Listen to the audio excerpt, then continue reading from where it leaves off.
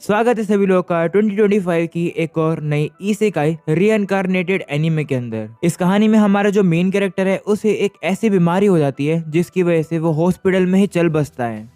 पर जैसे उसकी आंख खुलती है वो अब काफी ज्यादा हैरान हो जाता है क्योंकि वो अब एक ऐसे दुनिया में आ चुका है जो कि उसी गेम की तरह दिखती है जिसे वो खेला करता था हॉस्पिटल के अंदर। वहीं हमारा जो मेन कैरेक्टर है वो इस दुनिया के अंदर काफी ओवर पावर्ड है। सो या गाइस ये एनीमे काफी ज्यादा कमाल की होने वाली है। अगर तुम लोग चैनल पर नए हो तो सब्सक्राइब करके ऑल नोटिफिकेशन यहाँ से ऑन कर देना। तो चलो फिर एपिसोड 1 को अब अच्छे से एक्सप्लेन करते हैं। एपिसोड 1 की शुरुआत में हम लोग हमारे मेन कैरेक्टर को देखते हैं जो कि हॉस्पिटल में होता है क्योंकि उसे काफी ज्यादा खतरनाक बीमारी है। वो कुछ कर नहीं सकता है, ना ही वो यहाँ से बाहर जा सकता है, इसलिए अब टाइम पास करने के लिए वो एक ऐसा गेम खेल रहा होता है जो कि फैंटेसी बेस होता है। ये गेम हमारे मेन कैरेक्टर टाकुटो ईरा का फेवरेट गेम है। ईरा अब गेम खेल ही रहा होता है पर तभी अचानक से वो मर जाता है। अगले सीन में ईरा अब फील करता है कि वो तो कहीं और ही जा रहा है। उसे समझ ही नहीं आ रहा होता है कि आखिर ये क्या है। इसके बाद वो एक जगह पर पहुंच जाता है। वो जगह एक जंगल होती है। इसके बाद ईरा देखता है कि वो तो एक सिंहासन पर बैठा हुआ था। वो कहने लगता है कि मैं यहाँ कैसे आ गया। वो अब सांस लेता है और कहता है कि यहाँ की जो एयर है वो तो काफी फ्रेश है। तभी ईरा के सामने अब एक लड़की आ जाती है जिसे देखकर ईरा काफी ज्यादा शॉक हो जाता है। वो अब उस लड़की को पहचान जाता है और कहता है कि क्या तुम आतो हो। जिस पर आतो भी कहती है कि हाँ किंग, आपने सही कहा। इसके बाद ईरा कहता है कि जब मैं बीमार था तब मैं इस गेम को खेला करता था जिसका नाम एटर्नल नेशंस था। ये गेम एक डार्क फैंटेसी वर्ल्ड में बेस्ड था और ये एक स्ट्रेटेजी गेम हुआ करता था। वो कहता है कि ये गेम मेरा फेवरेट था और इस गेम की मेरी जो फेवरेट कैरेक्टर थी वो आतो थी। ईरा अब सोचने लगता है कि आखिर मैं क्या करूं, ये मुझे किंग बुला रही है, कहीं से लग रहा है कि मैं माइनोग्रा का राजा हूँ। ईरा अब यही सोचकर काफी घबरा रहा होता है पर तभी आतो कहती है कि घबराओ मत, आप वही पर्सन हो जिसने गेम की नाइटमेयर डिफिकल्टी को क्लियर किया था। जिसे नहीं पता मैं बता दूं कि गेम के अंदर नाइटमेयर जो डिफिकल्टी होती है वो सबसे ज्यादा मुश्किल वाली डिफिकल्टी होती है, यानी अगर तुम लोग को एक हमला भी लगेगा तो भी तुम मर सकते हो। आतो अब उसे कहने लगती है कि आपने इस डिफिकल्टी को ऐसे सिविलाइजेशन का यूज करके कंप्लीट किया जो कि काफी डिफिकल्ट होती है हैंडल करने के लिए। उस सिविलाइजेशन को सिविलाइजेशन ऑफ रूइन कहते हैं। शॉर्ट में कहे तो माइनोग्रा। आप लेजेंडरी प्लेयर हो जिसकी रैंकिंग टॉप पर है। ये सुनकर अब ईरा हैरान हो जाता है और कहते हैं कि तुम्हें कैसे पता। जिस पर अब वो कहने लगती है कि मुझे सब कुछ याद है, मुझे हर एक वो शब्द याद है जो कि आप मुझसे कहा करते थे कि किस तरीके से हम लोग कितनी बार दुनिया पर कब्जा करेंगे। मुझे सब कुछ याद है कि किस तरीके से हमने गेम को कितनी बार खत्म किया है। तो आप चिंता मत करो किंग, मैं आपको जानती हूँ। ये सुनकर ईरा कहता है कि तुम्हें तो मैं गेम में यूज किया करता था अपने प्ले स्टाइल के तौर पर। ऐसा इसलिए क्योंकि मैं होप करता था कि मैं एक दिन तुम्हारी तरह ही ताकतवर बनूं। मुझे काफी ज्यादा खुशी हो रही है कि मैं एक्चुअली में तुमसे बात कर पा रहा हूँ। ऐसा बोलकर ईरा थोड़े से इमोशनल हो जाता है जिस पर आतो उसे कहने लगती है कि हाँ मुझे भी काफी खुशी हो रही है आपसे बात करके। इसके बाद ईरा उससे पूछता है कि क्या ये हेवन है, क्या तुमने मुझे यहाँ समन किया है। जिस पर वो कहती है कि मैं भी यहाँ पर अचानक से आई हूँ, मैं श्योर हूँ कि ये हेवन तो नहीं है। सही बताऊँ तो ये दुनिया एटर्नल नेशन की दुनिया जैसी ही लग रही है। शायद ये एक मिरेकल है पर कोई बात नहीं किंग, मैं काफी ज्यादा खुश हूँ कि मैं आपसे इस तरीके से मिल पाई। वो अब ईरा का हाथ पकड़ लेती है और कहती है कि क्या हम लोग अपनी जर्नी को फिर से शुरू करें एक साथ। ये सुनकर ईरा शौक हो जाता है। वहीं आतो से कहने लगती है कि हमें नहीं पता कि हम कौन सी दुनिया में हैं। क्या ये एटर्नल नेशन की ही दुनिया है या फिर ये वो दुनिया है जहाँ से आप आए हो।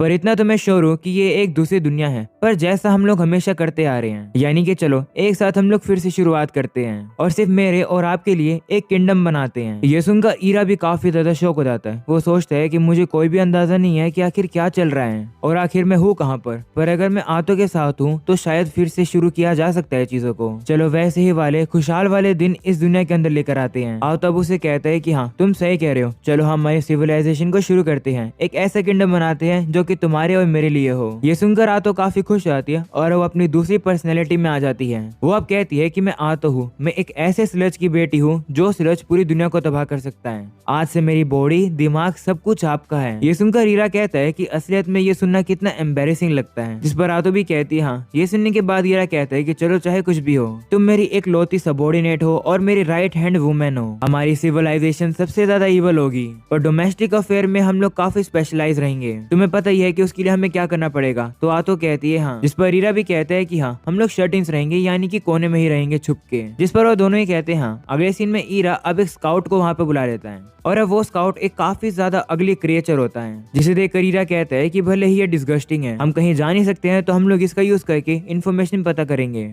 इससे हमारे बारे में किसी को पता भी नहीं चलेगा। ईरा उस कीड़े से कहता है कि मैं तुम्हें हुक्म देता हूँ कि जाओ जाकर एरिया को चेक करो। तो वो कीड़ा भी मान जाता है और वो काफी तेजी से वहाँ से चला जाता है। वहीं वहीं ईरा कहने लगता है कि मैं इस कीड़े के साथ अपने विजन को भी शेयर कर सकता हूँ, बिल्कुल गेम की तरह। पर ऐसा करने में मेरा 100 माना लग गया, मेरे पास अब 100 माना ही बचा है, और अगर हमें अपना बेस बनाना है तो उसे बनाने में मेरा 20 माना लगेगा। ये सुनकर आतो कहती है कि माना तो काफी इंपॉर्टेंट है, हमें उसे वेस्ट नहीं करना चाहिए ऐसे ही। तो ईरा कहता है कि सच बताऊं तो मैं एक वॉरियर बनाना चाहता हूँ जो कि हमारे लिए लड़ाई करे, पर इतने माना में तो कुछ भी नहीं हो पाएगा। जो सुनकर आतो कहती है कि आप चिंता मत करो, अगर लड़ने की बात आएगी तो मैं लड़ लूंगी। ऐसा बोलकर वो कहती है कि काश मैं ऐसा कह पाती। ईरा कहने लगता है कि हाँ तुम सही कह रही हो, जो हीरो की यूनिट होती है और आतो वो टाइम के साथ ही ताकतवर बनती है, पर तुम्हारा अभी का जो स्ट्रेंथ है वो सिर्फ 3 है। इसका मतलब है कि जो हमारे किंगडम माइनोग्रा है उसके लिए काफी रिस्की जगह है अभी। अगर हमारे सामने कोई पावरफुल एनिमी आ भी गया तो हम लोग नहीं बच पाएंगे। डिफिकल्टी तो सही में काफी हाई है। वह अब उदास हो जाता है, जो देखकर आतो कहती है कि दुखी मत हो। अगले सीन में ईरा अब उसे कीड़े की विजन को देख रहा होता है। वो आतो को बताता है कि ये कीड़ा पूरे फॉरेस्ट में जा चुका है, पर अभी तक मुझे कोई भी जानवर या फिर मॉन्स्टर नहीं मिला। ये सुनकर वो कहती है कि ये जगह तो छिपने के लिए बिल्कुल अच्छी है, पर ये बात काफी अजीब है कि इस फॉरेस्ट में कोई जानवर नहीं है। वहीं ईरा कहते हैं कि खाने के लिए भी कुछ नहीं है फॉरेस्ट के अंदर। एक काम करता हूँ, थोड़ा देर और स्कैनिंग करता हूँ। ये सुनकर अब आतो से कहती है कि माफ करना, मैं आपके ज्यादा काम नहीं आ पा रही। जो सुनकर ईरा कहता है कोई बात नहीं, अच्छी बात तो ये है कि तुम मेरे साथ हो, इतना ही मुझे चाहिए। ये सुनकर आतो शर्मा जाती है और वो उसके पास आकर उसका शुक्रिया करती है। वहीं ईरा अब आतो को थोड़ा सा करीब से देखता है और कहता है कि गेम में तो ये मैं कह नहीं सकता था, पर अब सामने सामने देखकर पता लग रहा है कि आतो की पर्सनैलिटी है कैसी। तभी अचानक से ईरा को अब उस कीड़े की विजन से डार्क एल्फ की कम्युनिटी दिखती है, जो कि उनकी जगह से ज्यादा दूर नहीं है। ईरा अब देखता है कि यहाँ पर तो काफी सारे एल्फ जो हैं वो सभी इकट्ठा हो रखे हैं। आतो अब कहती है कि अगर यहाँ पर एल्फ है तो सही में ये एक फैंटेसी दुनिया है। जो डार्क एल्फ होते हैं वो हल्के से ही ईवल होते हैं, तो चिंता की बात नहीं है। ये सुनकर ईरा कहता है कि क्या ये सही में एटर्नल नेशन की ही दुनिया है, क्योंकि अगर यहाँ पर एक और सिविलाइजेशन की सेटलमेंट है तो ये हमारे लिए बुरा है। मैं नहीं चाहता था कि वॉर हो, इसलिए तो मैं शुरू से छिपना चाह रहा था। जिस पर आतो भी कहती है हाँ हमारे नेबर्स ही दूसरी सिविलाइजेशन के लोग हैं, जो कि एक खतरे वाली बात है। अगर खतरा आ भी जाएगा तो चलो एक साथ भाग जाएंगे। जिस पर ईरा भी कहता है हाँ क्योंकि मेरे किंगडम में शांति होनी चाहिए। तो आतो भी कहती है हाँ वॉर करना सही नहीं रहता है। जिस पर ईरा कहता है हाँ बिल्कुल, सबसे पहले हम लोग डार्क एल्फ पर थोड़ी नजर रखेंगे और इन्फॉर्मेशन इकट्ठा करेंगे सराउंडिंग की, पर अगर हमारा लक बेकार हुआ तो हम यहाँ से काफी दूर भाग जाएंगे। उनका तो अब यही प्लान होता है, पर अब अचानक से यहाँ पर डार्क एल्फ का ही ग्रुप आ जाता है। डार्क एल्फ भी उन लोगों को देखकर काफी घबरा जाते हैं और हीरा और आतो भी उन्हें देखकर घबरा जाते हैं। अगले सीन में हमें पास्ट का सीन दिखाया जाता है, जहाँ पर ये डार्क एल्फ का ग्रुप इसी तरफ आ रहा था। इनका जो ग्रुप का हेड है उसका नाम जिया है। वहीं पर उसके साथी कहते हैं कि चलो इस फॉरेस्ट से भाग जाते हैं। जिस पर जिया कहता है कि ऐसे करके क्या ही हो जाएगा, वैसे भी हमें हमारे एरिया से ही भगा दिया गया, हमारे पास कहीं भी जाने की भी जगह नहीं बची है, बिल्कुल खाना भी नहीं है। ऐसे चलता रहा तो जितने भी बच्चे हैं वो सर्वाइव नहीं करेंगे। इस फॉरेस्ट में कम से कम थोड़ी बहुत वेजिटेबल्स मिल तो जाती हैं, थोड़ा सा और खोजेंगे तो जरूर खाना भी मिल जाएगा। वहीं पर उसके साथ ही कहती है कि यहाँ से जो आगे वाली जगह है उसको अकर्स्ड लैंड कहते हैं। कहा जाता है कि उस जगह के अंदर किसी इवल चीज को सील करके रखा गया है। इस बात पर जिया विश्वास ही नहीं करता है। वो कहता है कि अगर कोई इतनी बुरी चीज होती तो यहाँ पर इस तरीके से पेड़ वगैरह नहीं उग रहे होते। हार नहीं मानते हैं, हम लोग आगे बढ़ते हैं। जिस पर सभी लोग भी कहते हैं हाँ। सभी लोग अब आगे बढ़ ही रहे होते हैं। वहीं पर जिया अपने मन में कहता है कि सही बताऊं तो ये फॉरेस्ट सही में डरावना है। अगर कोई बुरी चीज एग्जिस्ट करती भी है तो भी मैं यहाँ से भाग नहीं सकता हूँ, क्योंकि सिर्फ हमारे ग्रुप के अंदर ही जान बची है, तो हमें लोगों को खाना ढूंढना पड़ेगा। वो अब जैसे आगे आता है उसे अब ईरा की खतरनाक प्रेजेंस फील हो जाती है। वो तो ईरा को अच्छे से देख भी नहीं पाया था, उसे तो बस वो एक एंटिटी दिखाई दे रहा था। जिया अब ईरा को देखकर घबरा जाता है और कहता है कि ये क्रिएचर तो बहुत ही ज्यादा ईवल है, मुझे सावधान रहना होगा। अगर मैंने एक भी गलत एक्शन लिया तो मेरी पूरी फैमिली खत्म हो सकती है। ऐसा बोलने के बाद वो जाकर उनके सामने बैठ जाते हैं। जिया अब उनसे कहता है कि मैं मजारम क्लैन का डार्क एल्फ हूँ, मेरा नाम जिया है और मैं एक हेड वॉरियर हूँ। वो ईरा से कहता है कि मैं देख पा रहा हूँ कि आप काफी ज्यादा पावरफुल पर्सन हो, माफ करना मैं आपके बिना परमिशन के आपके फॉरेस्ट में आ गया। ये सुनकर आतो भी कहती है कि अच्छी बात है कि तुम्हें पता है कि यहाँ पर किसे आना चाहिए किसे नहीं। अब ये बताओ कि आखिरकार किस कारण से तुम्हें इस एरिया में आना पड़ा। तो जिया कहता है कि मेरा जो क्लैन है मजारम क्लैन, जो कि डार्क एल्फ का है, हम पहले डोरागिया के बीच वाले लैंड्स में रहा करते थे। वो अब सारी बातें बता ही रहा होता है, जो देखकर आतो को गुस्सा आ जाता है। वो उसे कहती है कि चुपचाप से शॉर्ट में बताओ। ये सुनकर अब जिया घबरा जाता है। वो कहता है कि हम लोग को हमारे ही लैंड से निकाल दिया गया, हमारे पास जाने के लिए अब कोई भी जगह नहीं बची है,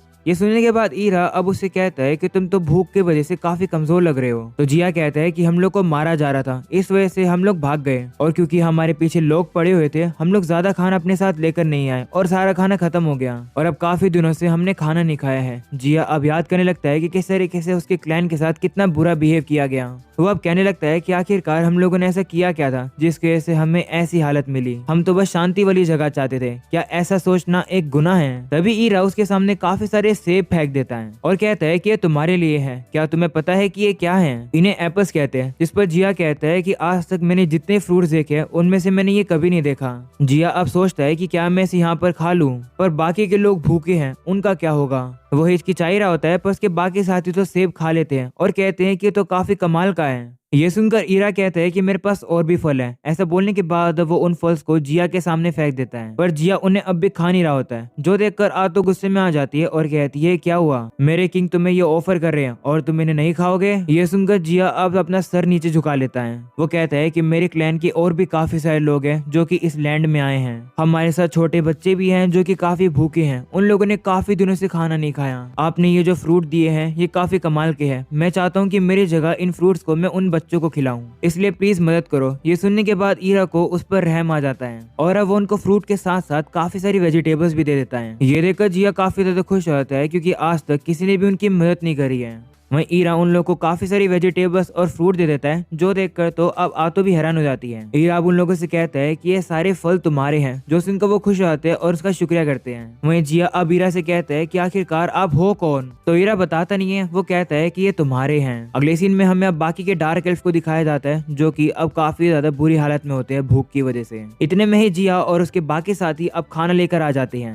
अगले सीन में वो लोग अब खाने को तैयार करते हैं और खाने को खाते हैं और काफी ज्यादा खुश हो जाते हैं क्योंकि उन लोगों ने काफी समय से खाना नहीं खाया था। उन सभी लोगों की आंखों में आंसू होते हैं और मन में खुशी होती है। तभी एक लड़की जिया से कहती है कि आखिर तुम्हें इतना सारा खाना कहाँ से मिला? तो जिया उसे झूठ बोल देता है और कहता है कि मुझे तो बस ये ऐसे ही मिल गया। वो अब उसे ईरा के बारे में तो बताता ही नहीं है। अगले सीन में हम देखते हैं कि सभी एल्फ अब पेट भर कर खाना खाकर सो जाते हैं, पर तभी जिया अकेले बैठा था। तभी उसके सामने एल्डर मोल्टर आ जाता है। हम इसे दादाजी बुलाएंगे, ओके? दादाजी अब जिया से कहता है कि तुमने आज काफी अच्छा काम किया, जो फ्रूट्स तुम अपने साथ लेकर आए थे वो काफी कमाल के थे। मैं काफी ज्यादा लंबे सालों तक जिया हूँ, पर ऐसे फ्रूट्स मैंने कभी नहीं देखे थे। जिस पर जिया भी कहता है हाँ, ये मेरा पहली बार है जब मुझे पता चला कि ऐसे फल भी इस दुनिया के अंदर एग्जिस्ट करते हैं। जिया अब थोड़ा सा परेशान लग रहा होता है, जिसे देखकर दादाजी कहते हैं कि कुछ हुआ है क्या? तो जिया उसे बताता है कि फॉरेस्ट की गहराई में मुझे एक लेजेंडरी बंदा मिला, उसके बारे में मैंने कहानी में पढ़ा था, शायद से वो जो बीइंग है वो अकर्स लैंड के अंदर सील हो रखा था। ये सुनकर दादाजी हैरान हो जाते हैं और कहते हैं क्या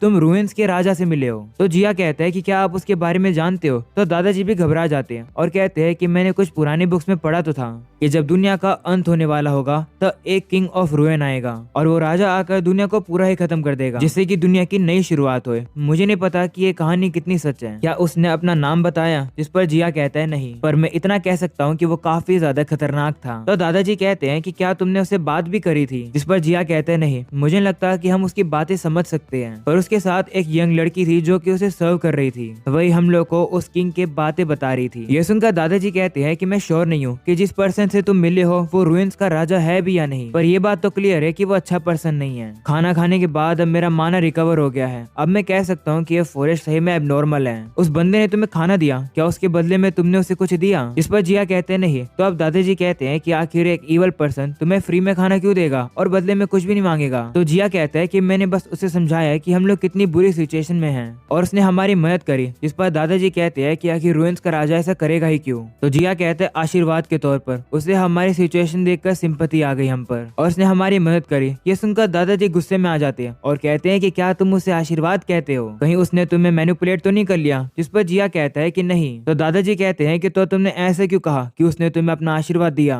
इस बात को उस पर्सन से कहा जाता है जिसकी रिस्पेक्ट करते हैं। तो जिया भी कहते हैं कि आप पागल हो क्या? उसके आशीर्वाद की वजह से तो हमारी मदद हुई है, हम मर रहे थे पर बच गए, इसलिए हम लोग उसे रिस्पेक्ट तो देंगे ही। तो दादाजी कहते हैं कि लेकिन हम लोग यहाँ पर एक इवल पर्सन की बात कर रहे हैं। ये सुनकर जिया कहता है कि तो तुम्हें क्या लगता है कि मुझे क्या करना चाहिए था उस समय पर? तो दादाजी कहते हैं कि इसका जवाब तो मुझे भी नहीं पता। दादाजी अब उसे माफी मांगते हैं और कहते हैं कि माफ करना, वैसे तुमने सही में काफी अच्छा काम किया। उस राजा से मैं नेगोशिएशन करूंगा डार्क एल्फ का लीडर होने के नाते। मुझे जीते हुए 2 सेंचुरीज हो गई है, मैं कुछ न कुछ तो करूंगा ही। मुझे नहीं पता कि हमारे वो दिन कब पाएंगे जब हम लोग शांति से सोएंगे। अगले सीन में अब आतो को दिखाया जाता है जो कि ईरा से काफी गुस्सा होती है। वो उसे कहती है कि आखिर आपने इस तरीके से अपना माना क्यों वेस्ट किया। तो ईरा कहती है कि मुझे उन लोगों की चिंता होने लग गई थी। जो सुनकर आतो कहती है कि इतना करोगे तो ठीक नहीं रहेगा, हमने अपना किंगडम बस अभी शुरू ही किया है, हमें नहीं पता कि सिचुएशन कैसी है। ऐसा बोलकर वो गाल फुलाकर खड़ी हो जाती है। जो देखकर आतो से माफी मांगता है और कहता है कि मैं आगे से सतर्क रहूंगा, प्लीज गुस्सा मत हो। पर अब उसका गुस्सा शांत नहीं हो रहा होता है। जो देखकर ईरा उसे कहता है कि ठीक है, तुम जो कहोगी मैं वो करूंगा, पर गुस्सा होना बंद करो। ये सुनकर आतो कहती है कि कुछ भी मांगना तो सही नहीं रहेगा, कुछ भी मांगूंगी तो ज्यादा हो जाएगा, है ना। तो ईरा कहते नहीं, वैसे भी मुझे तुम्हारी जरूरत है। ये सुनकर आतो अब फिर से शर्मा जाती है। वो उसे कहती है कि माफ करना, मैं आप पर इस तरीके से गुस्सा हुई। आप राजा हो, वो आपका ही डिसीजन था, आपको जो करना है आप कर सकते हो, और आगे से जो कमांड आप मुझे दोगे मैं वो उसे पूरा करूंगी। तो ईरा कहता है कि मैं उन डार्क एल्फ से बात नहीं कर पा रहा था, मैं तुमसे तो बात कर पाता हूँ पर मैं बाकी सभी लोगों से बात नहीं कर पाता हूँ, क्योंकि मैं थोड़ा सा इंट्रोवर्ट टाइप हूँ। ऐसा बोलकर अब उसकी आंखों में आंसू आ जाते हैं। जो देखकर अब आतो उसे शांत कराने लगती है। अगले सीन में हम लोग अब देखते हैं कि काफी दिन बीत जाते हैं, जहां दादाजी अब जिया से कहते हैं कि क्या तुम किंग के पास जाने के लिए फिर से तैयार हो। यहाँ पर दादाजी किंग ईरा को बुला रहे हैं। वहीं जिया कहते हैं हाँ, मैं उनसे मिलने के लिए दोबारा जा रहा हूँ। वहीं दादाजी कहते हैं कि किंग ने ऑलरेडी हमारी मदद कर दी है, मुझे नहीं पता कि वो बदले में हमसे क्या मांगने वाले हैं। तो जिया कहता है कि वो कुछ भी रिटर्न में नहीं मांगेंगे। तो दादाजी कहते हैं कि आखिर तुम इतना श्योर कैसे हो, वो एक ईवल पर्सन है, ईवल पर्सन किसी की मदद अपने फायदे के लिए ही करेगा। वैसे सच बात है कि हमें किंग की मदद चाहिए सरवाइव करने के लिए। जिस पर जिया कहता है कि आप सही कह रहे हो, भले अगर हम लोग इस फॉरेस्ट से बाहर भी निकल जाएं तब भी हमारी हालत बहुत बेकार हो जाएगी, क्योंकि हमें कुछ खाने का नहीं मिलेगा और हम सभी मर जाएंगे। जिस पर दादाजी भी कहते हैं हाँ, हम लोग डार्क कॉन्टिनेंट से इस जगह पर आए हैं, एक ऐसी जगह ढूंढने के लिए जहाँ से हमें कोई नहीं निकालेगा। ये हमारा आखिरी मौका हो सकता है किंग से मदद मांगने का। हम उनके पास चलते हैं, हमारे लोगों की जान हमारे हाथों में है। ऐसा बोलकर अब वो ईरा से मिलने के लिए आ रहे होते हैं। वहीं पर वो जो कीड़ा था वो भी इन लोगों को देख रहा था, जिसके बाद अब वो आकर ईरा को भी सारी बातें बता देता है। ईरा भी समझ जाता है और अब वो आतो से कहता है कि डार्क एल्फ आ रहे हैं। वहीं ईरा कहने लगता है कि आसपास के एरिया के अंदर अगर ऐसे लोग रहेंगे जिनकी कल्चर्स और आइडियोलॉजी अलग अलग है तो लड़ाइयाँ हो सकती हैं। पिछली बार मैं उन लोगों से अच्छे से नेगोशिएशन नहीं कर पाया था, मैं होप करता हूँ कि इस बार मैं उन लोगों से अच्छे से कम्युनिकेट कर पाऊँ। ये सुनकर आतो कहती है कि अगर आपको इतनी तकलीफ है तो नेगोशिएशन उनके साथ मैं कर लूंगी, इससे हम लोग ये भी शो ऑफ कर पाएंगे कि आप एक किंग हो। तो ईरा कहता है कि क्या ऐसा करना सही रहेगा। तो वो कहती हाँ, अगर आपको कुछ भी और कहना हो तो बस मुझे बता देना।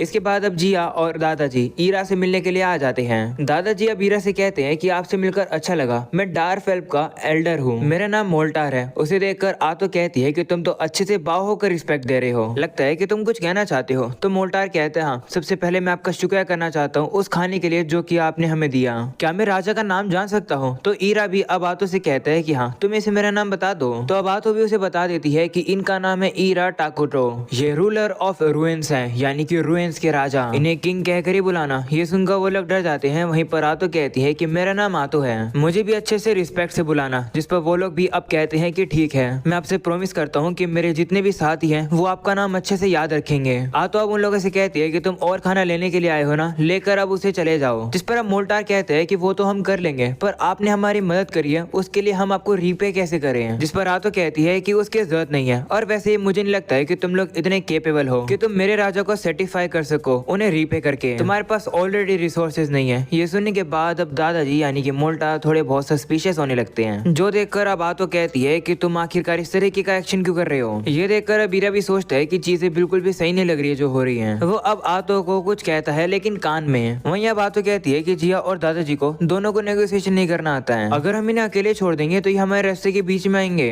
हमें इन्हें एक ही बारी में खत्म कर देना चाहिए। तो ईरा कहता है नहीं, मैं श्योर हूँ कि ये लोग चाहते हैं कि हम लोग एक म्यूचुअल रिलेशनशिप बनाएं जिससे दोनों साइड का ही फायदा हो। अगर इन लोग का शक होता है कि हम लोग इन्हें खाना फ्री में क्यों देते हैं, तो बदले में हम लोग इनसे एक प्राइस लेंगे जिसपे ये सेटिस्फाई रहे। ये सुनकर आतो भी अब उन लोगों से बताती है कि खुश हो जाओ, मेरे राजा तुम्हारी मदद करेंगे पर बदले में तुम लोगों की ऑफरिंग भी लेंगे। ये सुनकर वो लोग रिलैक्स हो जाते हैं और कहते हैं कि इसके लिए हम लोग शुक्रगुजार हैं। वहीं ये देखकर अब ईरा सोचता है कि ये दादाजी काफी इंटरेस्टिंग है, क्योंकि इसे पता है कि हम लोग बुरे पर्सन है, इसलिए इसे हम पर शक हो रहा है। इस बात को ईरा आतो को भी अब टेलीपैथी टेलीपैथी के जरिए बताता है, जो सुनकर आ तो उन लोगों से कहती है कि तुम लोग कितने बेवकूफ हो, तुम लोग को क्या लगा था कि मेरे राजा तुम लोग का फायदा उठाएंगे। तो वो कहते हैं नहीं। जिसके बाद अब बात तो कंफ्यूज हो जाती है और सोचती है कि आखिर बदले में इन लोगों से लिया क्या जाए। तो ईरा उसे बताता है कि इनसे ये पूछो कि फॉरेस्ट के आगे क्या है। तो आ तो भी अब उन लोगों से कहती है कि मेरे राजा चाहते हैं कि तुम लोग बताओ कि आखिर इस फॉरेस्ट की आगे की जिंदगी यानी कि आगे की दुनिया कैसी है। तो मोल्टार कहते हैं ठीक है, इस दुनिया के बारे में मैंने जितना भी सुना है और देखा है मैं आपको सब बताऊंगा। तो आ तो भी कहते हैं ठीक है, जैसे तुम लोग का ये पैक्ट पूरा हो जाएगा इस फॉरेस्ट को छोड़कर चले जाना। जिस पर दादाजी कहते हैं कि हम लोग को काफी खुशी होगी कि अगर आप हमें ये परमिशन दे दो कि हम लोग इसी फॉरेस्ट में रहें। तो आ तो कहती है कि नहीं, हम ऐसा नहीं कर सकते हैं, और अगर तुम चाहते हो कि हम तुम्हारे बाकी साथियों को ना मारे तो आज यहाँ पर जो कुछ भी हो उसके बारे में किसी को मत बताना। ये सुनकर जिया गुस्से में आ जाता है। वो कुछ कहने वाला होता है पर तभी मोल्टार उसे रोक लेता है और कहते हैं कि अगर किंग ऐसा चाहते हैं तो हमें ये ओबे करना पड़ेगा। तो अब जिया भी शांत हो जाता है। इसके बाद वो दोनों वहाँ से जाने लगते हैं। ये देखकर ईरा को थोड़ा बुरा लगने लगता है। वो कहता है कि जो भी मैंने किया क्या वो सही किया? अगर मैंने फॉरेस्ट से निकाल दूंगा तो ये लोग मर जाएंगे, क्या कोई और तरीका नहीं है सिचुएशन को संभालने का? तभी उसके दिमाग में एक आइडिया आ जाता है और अब वो उन लोगों को रोकता है और अपने मुंह से बोलता है कि क्या तुम लोग मेरे सिटीजन बनना चाहोगे? ये सुनकर सभी काफी हैरान हो जाते हैं। आ तो भी अब ईरा से कहती है कि आखिर आप क्या कर रहे हो? तो ईरा कहता है कि मैं रेफ्यूजी सिस्टम यूज करने की सोच रहा हूँ, क्योंकि जो डार्क एल्फ होते हैं वो ना ही बुरे होते हैं और ना ही अच्छे होते हैं, पर अगर हम लोग इन्हें अपना सिविलियंस बनाएंगे तो ये हमारे तरह ही बुरे बन जाएंगे। जिस पर आ तो कहती है कि आप कह तो सही रहे हो, पर माइनोग्रा के जो असली सिटीजन थे वो तो इन लोगों से काफी अलग थे। उन लोग का नाम होमुंकली था, कहीं वो लोग इनसे लड़ने तो नहीं लग जाएंगे? तो ईरा कहता है कि हाँ ऐसा हो सकता है, पर एक बार याद करो कि होमुंकली दिखते कैसे थे। तुम्हें लगता है कि हम लोग इन लोग के साथ बात भी कर पाएंगे? जिस पर आ तो कहती है हाँ, होमुंकली के साथ बात करना काफी मुश्किल है, वो लोग काफी बदसूरत दिखते हैं। तो ईरा कहता है कि हाँ तुम्हें अब समझ आ गया ना, तो इन लोगों को मनाओ कि ये हमारे सिटीजन बने। तो आ तो भी कहती है ठीक है। वो अब उन लोगों से कहती है कि मेरे राजा चाहते हैं एक नेशन को यहाँ पर बनाना, वो भी काफी जल्द। अगर तुम लोग उस नेशन के अंदर सिविलियंस बनकर रहोगे तो मैं प्रॉमिस करती हूँ कि हमारे राजा तुम्हें सेफ रखेंगे। तो दादाजी कहते हैं कि हम लोग राजा के सिविलियंस बनकर क्या बन जाएंगे? तो आ तो कहती है कि मैं प्रॉमिस करती हूँ कि तुम लोग को हमेशा खुशियाँ मिलेंगी। माफ करना, ऐसा मैं कहना चाहती थी पर मैं ऐसा नहीं कहूंगी, क्योंकि मैं तुम्हें सीधा सीधा बता दूं कि तुम लोग बुरे पर्सन बन जाओगे। चॉइस तुम्हारी है, क्या तुम्हें सिटीजन बनना है या फिर नहीं। हम लोग तुम्हें फोर्स नहीं करेंगे, पर अगर मेरी बात मानोगे तो तुम लोग को काफी मजा आएगा अगर तुम हमारी साइड रहोगे। तो अगले सीन में हम देखते हैं कि आतो और ईरा कहीं जा रहे होते हैं। आतो अब कहती है कि उन लोगों को काफी ज्यादा टाइम लग गया ये डिसाइड करने में कि वो लोग हमारे सिटीजन बनेंगे। तो ईरा कहता है कि अगर किसी को पता चलेगा कि वो हमें ज्वाइन करने के बाद बुरे पर्सन बन जाएंगे तो उन्हें सोचने में तो थोड़ा बहुत टाइम लगेगा ही ना कि उन्हें ज्वाइन करना है या नहीं। हम लोग अब देखते हैं कि वो लोग अब डार्क एल्फ के कैंप के पास पहुंच जाते हैं, जहाँ पर सभी लोग उनका बाव करके वेलकम करते हैं। वहीं एक बंदा तो ईरा को देख कर ही बेहोश हो जाता है, जो देखकर जिया सभी से कहते हैं कि बेवकूफ हो, राजा को इस तरीके से डायरेक्टली मत देखो। इसके बाद अब वहाँ पर ईरा जाकर अब एक सिंहासन पर बैठ जाता है। आ तो भी अब उसे बताती है कि सारे डार्क एल्फ यहाँ पर आ चुके हैं। आ तो वहाँ पर जितने भी लोग होते हैं उनसे कहती है कि हम तुम्हें अपने माइनोग्रा के नेशन के सिटीजन बनाते हैं। वहीं पर अब आ तो कहती है कि ये लोग तैयार हैं। तो ईरा भी कहते हैं हाँ चलो अब अनाउंस कर देते हैं माइनोग्रा के फाउंडेशन को। ईरा के सामने अब जो सिस्टम मैसेज आता है उसमें वह ओके दबा देता है। जिसके बाद वहाँ पर जितने भी डार्क एल्फ होते हैं वो अब ऑफिशियली माइनोग्रा के सिटीजन बन गए हैं। आ तो भी अब उन सभी से कहती है खुश हो जाओ, मेरे किंग तुम लोगों को हमेशा सेफ और खुश रखेंगे। वहीं जिया कहने लगता है कि क्या ये बस इतना ही था? ये लोग कह रहे थे कि हम लोग बुरे बन जाएंगे पर कुछ हुआ ही नहीं। तभी अचानक से जिया को याद आ जाता है कि किस तरीके से उसके बाकी साथियों को उसकी आंखों के सामने मार दिया गया था और उन्हीं लोगों के घर से उन्हें निकाल दिया गया था। बाकी सभी लोग के दिमाग में भी अब यही ख्याल आने लगता है और अब वो सभी कहते हैं कि हम लोग उन्हें हेट करते हैं। उन सभी लोगों के दिमाग में अब गुस्सा चढ़ जाता है और नफरत भी सभी लोगों के लिए। जिया को इतने दर्द में देखकर ईरा उसके पास आ जाता है और कहता है कि तुम ठीक तो हो? वहीं पर ये देखकर कि ईरा उसकी चिंता कर रहा है, ये देखकर वो काफी खुश हो जाता है। वो अब रोने लगता है। वहीं पर अब बाकी सभी लोग भी इमोशनल हो जाते हैं और अब वो ईरा को चीयर करने लगते हैं। हम अब देखते हैं कि सभी लोग अब ईरा को अपना राजा मान लेते हैं और उसकी काफी ज्यादा तारीफ करने लगते हैं। ये देखकर तो ईरा भी काफी ज्यादा हैरान हो जाता है। अगले सीन में हम देखते हैं कि माइनोग्रा को बने हुए कुछ दिन हो जाते हैं, जहाँ ईरा अब मैप को देखकर काफी ज्यादा घबरा जाता है। जो देखकर आतो पूछती है कि आपको क्या हुआ? तो ईरा उसे मैप दिखाता है, जिसे देखकर आतो कहती है कि तो वही मैप है ना कॉन्टिनेंट का जिसे मोल्टार ने हमें दिया है। तो ईरा कहता है हाँ। ऐसा बोलने के बाद वो बच्चे की तरह रोने लगता है और कहता है कि मैप में हमें सबसे ज्यादा बेकार जगह मिली है स्टार्टिंग के लिए। वो उसे बताता है कि इस कॉन्टिनेंट पर ऑलरेडी दो बड़े बड़े नेशन एग्जिस्ट करते हैं। एक किंगडम का नाम है होली किंगडम ऑफ क्वालिया, यहाँ पर ऐसे इंसान रहते हैं जो कि होली गॉड आर्लोस को वर्शिप करते हैं, और दूसरा नेशन एल्फ का है जो कि वर्शिप करते हैं नेचर को। ईरा कहते हैं कि अगर इन लोगों को हमारे इवल नेशन के बारे में पता चल गया तो ये लोग हमारे ऊपर हमला कर देंगे। अभी तो माइनोग्रा बस शुरू हुई है, इसलिए हमारी मिलिट्री इतनी पावरफुल पावरफुल नहीं है। ये सुनकर तो आतो भी अब बच्चे की तरह रोने लगती है और कहती है कि बुरी बात तो ये है कि इस लैंड पर कोई भी क्रॉप नहीं है उगाने के लिए, यहाँ पर खाने की बहुत कमी है। जिस पर अब ईरा कहता है कि हाँ तुम सही कह रहे हो, यहाँ पर रिसर्च भी प्रोड्यूस नहीं हो सकती है। वहीं आतो कहती हाँ माइनोग्रा के जो नॉर्मल वाले सिटीजन थे जो कि होमुंकली थे वो भी स्टूपिड हैं। तो ईरा कहते हैं हाँ अच्छी बात तो ये है कि इस कमी को ठीक करने के लिए हमारे पास अब डार्क एल्फ हैं। तभी आतो को पता चलता है कि डार्क एल्फ फिर से आ रहे हैं इस दुनिया के बारे में अपनी रिपोर्ट देने के लिए। इसके बाद हम लोग अब देखते हैं कि जिया और दादाजी फिर से यहाँ पर आ गए हैं, पर इस बार उन लोगों के साथ एक लड़की होती है जिसका नाम एमले है। जिया आप कहते हैं कि एमले एक काफी समझदार लड़की है, उसे कहानियों के बारे में और बाकी के नेशंस के बारे में काफी कुछ पता है, ये आपके बहुत काम आएगी। ये सुनने के बाद आतो अब उन लोगों से कहती है कि मेरे किंग काफी खुश है तुम लोगों से, तुम लोग को इतना फॉर्मल होने की जरूरत नहीं है। अब वो अब उनसे कहती है कि फ्यूचर के लिए हम लोग को माइनोग्रा की एडमिनिस्ट्रेशन तैयार करनी है। वो मोल्टार से कहती है कि तुम्हें फोकस करना है स्टेट के अफेयर्स को मैनेज करने पर। हमने सुना है कि तुम मैजिक भी यूज कर सकते हो, तो हमारी तुमसे हाई एक्सपेक्टेशंस हैं। तो वो कहती है ठीक है। जिसके बाद अब आतो जिया से कहती है कि तुम हेड वॉरियर बनोगे और माइनोग्रा की आर्मी को चलाओगे, तुम्हें जिस भी बंदे को अपनी आर्मी में रखना है तुम रख सकते हो। तो जिया भी कहते हैं ठीक है, मैं माइनोग्रा के सभी दुश्मनों को मार दूंगा। जो सुनकर ईरा कहते हैं कि नहीं ऐसा मत करना, ये तो काफी डरावना है, मुझे वॉर पसंद नहीं है। ये सुनकर जिया काफी शौक हो जाता है, वो सोचता है कि एक बुरा राजा को लड़ाई पसंद नहीं है, ये कैसे हो गया। आतो अब उन लोगों से कहती है कि सबसे पहला काम ये है कि तुम लोग पहले रेस्ट करो, जब तुम लोग का रेस्ट पूरा हो जाएगा तब उसके बाद हम लोग घर बनाना शुरू करेंगे तुम लोगों के लिए। जो सुनकर वो सभी लोग कहने लगते हैं कि हम लोग तो ऑलरेडी तैयार हैं, हम लोग अभी से ही काम करना शुरू कर सकते हैं। जो सुनकर आतो भी ईरा से कहती है कि लगता नहीं है कि इन्हें रेस्ट चाहिए, क्या हम इन लोगों से रिसोर्सेज को इकट्ठा करने के लिए कह दें। तो ईरा कहता है कि मेरे पास एक आइडिया है, क्यों ना हम लोग हमारी लैंड को और भी इम्प्रूव करने का ट्राई करें।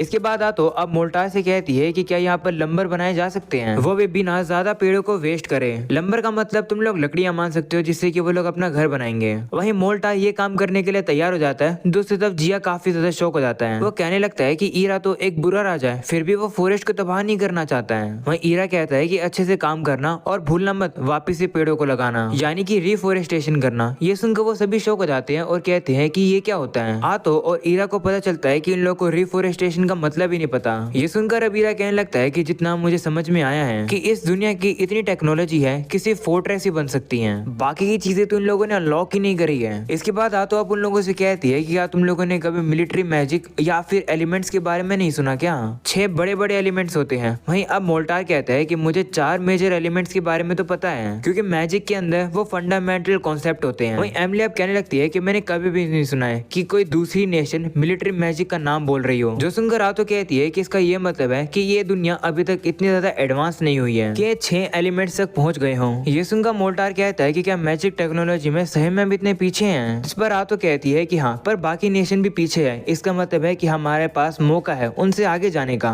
वैसे रिफोरेस्टेशन का ये मतलब होता है कि हम लोग पेड़ को वापस लगाएं, वो भी उन्हें काटने के बाद। इससे हम लोग एनवायरनमेंट को मेंटेन कर सकते हैं। जिस पर अब एमिली कहती है कि हमें नहीं लगता कि हमारे पास ऐसी मैजिक टेक्नोलॉजी है जिसका यूज करके हम लोग पेड़ों को वापस से उगा सके। पेड़ों को उगाने में काफी ज्यादा समय लगता है। जिस पर आतो कहती है हाँ, इसलिए हम लोग एलिमेंट्स का यूज करके पेड़ों की ग्रोथ को और तेज करेंगे जिससे कि वो जल्दी उगेंगे। जितना ये मैंने तुम्हें बताया है ये हमारे राजा का आइडिया है, वो सही में काफी समझदार है। ये सुनकर ईरा थोड़ा बहुत घबरा जाता है और वो सोचता है कि ये आइडिया तो मैंने दिया ही नहीं। वहीं पर अब एमिली कहती है कि जो हमें वो एप्पल्स मिले थे क्या उन्हें भी हमारे राजा ने बनाया था? जिस पर आतो कहती है हाँ, मुझे तो पर्सनली ग्रेप्स पसंद है जो कि किंग ने मुझे दिए थे। इस पर अब एमिली भी कहती है कि वो ग्रेप्स सही में काफी टेस्टी थे, उनके अंदर सीड थी तो मैंने उन्हें प्लांट कर दिया और अब वो खिलने भी लगे हैं। मैं वेट नहीं कर सकती हूँ उनका पूरी तरह से ग्रो होने के लिए। ये सुनकर ईरा और आतो काफी शौक हो जाते हैं। वहीं आतो उससे कहते हैं कि क्या तुमने ग्रेप्स की सीड को सही में प्लांट कर दिया और वो खिलने भी लगे हैं क्या? जिस पर वो कहती है हाँ, क्या ऐसा नहीं करना था?